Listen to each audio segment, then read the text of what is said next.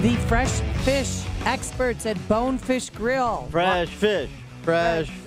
I feel like I'm yelling, but want to satisfy your weekend cravings with a new brunch menu featuring, are you ready, Dan? Bang Bang Shrimp Eggs Benedict, Crab Cake Rancheros, and Seasoned Avocado Toast. Visit bonefishgrill.com for the full menu or stop by your local restaurant today. And right now you have the chance to win $50 in gift cards to Bonefish Grill if you go to 560theanswer.com/bonefish. That's 560theanswer.com/bonefish. Fish. Yeah. Where's fish? I don't think Bonefish was going for a Shawshank comparison, but and by the way, put down your phone. Employees not eligible. Oh, what do you mean? You don't get the $50 gift card. I want that Bang Bang Shrimp Eggs Benedict. All right, we're switching gears here. I want to get to the left seeming to be getting a little jumpy about whether the Mueller investigation and the forthcoming Mueller report will deliver the goods, but I've got to remark upon the revolt going on in Gay Paris over the price tag associated with junk science. And Holman Jenkins over at the Journal has an excellent piece about the press being the enemy of the climate.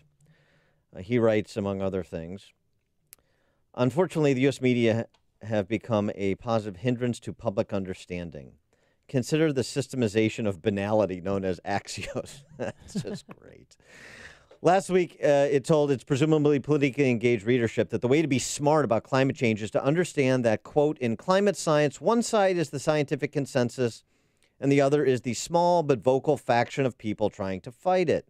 In other words, writes Jenkins, reduce everything to a binary question of believers versus deniers, good guys versus bad guys. Here's the sad truth. The narrative is mostly an invention of journalists for their own convenience. It relieves them of having to understand a complicated subject. I'm not trying to be funny.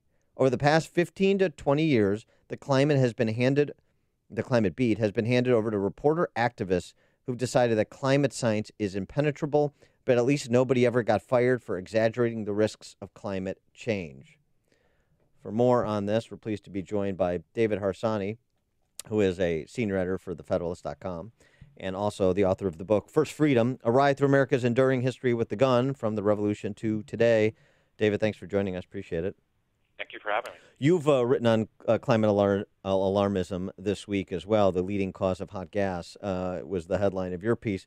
So just the reaction, not just to the science, but also to what Holman Jenkins is saying is about the coverage of the science or lack thereof. Well, that's excellent, and I hadn't read that or heard that before. I would say it's primarily not a debate over the science. It's a debate over what we do about the problem or the perceived problem or the size of the perceived problem, whether we want to give technocrats a bunch of power to tell us how to live, or we want to do what we've always done and let these things organically sort of work their way out. Weird word to use, I guess, but to let humans adapt to weather or in their own areas to do the things that they've always done to make life better.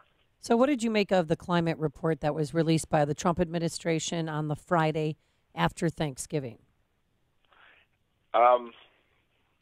I guess what I make of all these things, I think nothing has really changed. Where, a bunch of people are scaremongering over how the world is about to end, and the reality of the world keeps getting better and better for people. But the most important thing to remember is that essentially what Westerners are asked to do is to pick up the tab for China and India and others to be wealthier and join modernity and things like that. And it's just not going to happen. So I think that we have to be more realistic about this because otherwise, we end up where we always are, which is where we are right now, I guess. Switching over to the Mueller investigation, I was interested in this piece in Vanity Fair by T.A. Frank because he seems to be signaling that you better be prepared to be disappointed if you're a member of the Trump-hating consensus to believe the D.C. press corps in the country, and you think that the Mueller report is going to take down this administration. T.A. Frank writes about the Cohen plea, the Flynn plea. Those who hope that Mueller reveals a shambolic operation with a lot of rascals engaged in sleazy and embarrassing behavior will be happy with the fruits of his labors, meaning Mueller. But those who hope for an unveiling of indictments linking Putin to Trump in a grand conspiracy have no more reason to celebrate than they did a week or a month ago. It's interesting to hear that concession from Frank because that runs counter to the rhetoric on the Sunday talk shows and elsewhere from the Adam Schiffs and the Jared Nadlers of the world. Yeah, the certitude those people have or pretend to have about what's going to be revealed is pretty amazing because it seems so unlikely that what they think Trump has done is true. It will be true. But obviously there are people that Trump hired and people around Trump because of the sorts of folks he's worked with in the past, but also because he's sort of a novice at politics, I think, who have probably done things that aren't great. Obviously, that's when you're dealing with someone like Roger Stone or whatever, you're dealing with kind of folks that aren't the normal people you see in D.C. these days. But the idea that there's some grand conspiracy that Trump has engaged in with Putin to steal an election and the things that people were saying initially, it just seems more and more unlikely to me every day. And yet they seem to many people seem to pretend to be more and more certain that that's the fact. I mean, I just don't see any evidence for that, and nothing that we've seen so far shows that. So I don't know. It's going to be disappointing, but I think they'll just pretend that Mueller has whatever Mueller comes forth with, they'll just pretend that it's exactly what they expected and Trump is evil. I mean, I don't think anything's ever going to change. But when you look Michael Flynn met with the special counsel 19 times. That heavily redacted memo that was released showed that he helped with 3 investigations, the Russian election meddling, a criminal investigation that the rest was blacked out, and then a third that is completely blacked out. Do you have any idea or hypothetical on what that either of those 2 and 3 could be?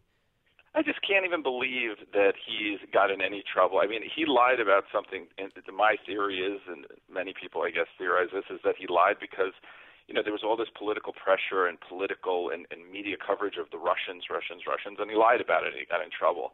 But I don't even understand what he's done wrong yet. I mean, there's so much is redacted. I can't guess. No, I don't know what's going to happen. I just can't believe we've ever gotten here. I think a bigger story, or at least a big story, is why we're here in the first place. Why was he under investigation in the first place? I mean, the media doesn't care about that story, but to me, that's so far a bigger story than any of this Russia stuff. Well, and there's an aspect of this, too, that my understanding is, one of the reasons he pled out initially, as you suggest, is something that is dubious at best, is because they leveraged his son against him. If you don't play ball, then we're going to go after your son, too. Yeah, doesn't it seem like Mueller's creating crimes? I mean, I'm trying to wait to see what happens, but it seems as if, and prosecutors obviously do this all the time. They're leaning on these people to cooperate. What are they cooperating in? I don't know. And I mean, maybe they used his son. I don't know, but it just seems shady to me from beginning to end now. And I just want it basically to end so we can move to the next phase of the circus. But speaking of sons, I mean, Judge Napolitano was on Fox News yesterday saying that Donald Jr. is going to be indicted soon. Does he really know anything about that you don't know or I don't know? I mean, it seems to me, I know Judge and all of that, but he always seems to be sort of framing worst-case scenarios, and they don't seem to be coming true. But maybe, I don't know, and he doesn't know either, I think. I wanted to get your take on sort of a development in the conservative media landscape, and that's the swirl surrounding the Weekly Standard about its fate. And, I mean, working for a startup at thefederalist.com, which is great, and in the digital age, there's a lot more conservative media outlets, and that's good, too. But just if you had any perspective, I'm sure you have friends and colleagues over there on the Weekly Standard and the conservative media landscape in the not just the digital age, but the social media dominated digital age. I guess I do. I mean, listen, the Trump election in many ways blew up conservative media or changed the landscape in many ways. And, the Weekly Standard has been around a long time. It's one of the first places I wrote political articles for, and I value it, and I hope it doesn't go away. And I know people who work there, and I like them. But and even if I disagree with them, I want them to thrive because I think it's good to have many different voices. But the stories and the way that the media, the New York Times, I saw a story today, frame them aren't exactly right. It is I don't know that they're just shutting it down because they're anti-Trump. The owners, I think that they want to move. Seems to me they want to move that kind of funding to another venture that they have that I know the people who run, and they are not pro-Trump either. So I just don't think it's as simple as they want to make it out to show how terrible, pro-Trump forces are in this country shutting down the debate.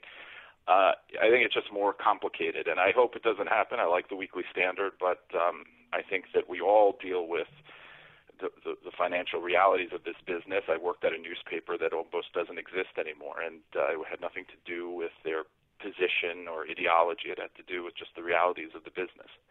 He is David Harsanyi, senior editor at TheFederalist.com, author of the book First Freedom, A Ride Through America's Enduring History with the Gun, From the Revolution to Today. David, thanks for joining us. Appreciate it. Thanks for having me. And he joined us on our turnkey.pro answer line.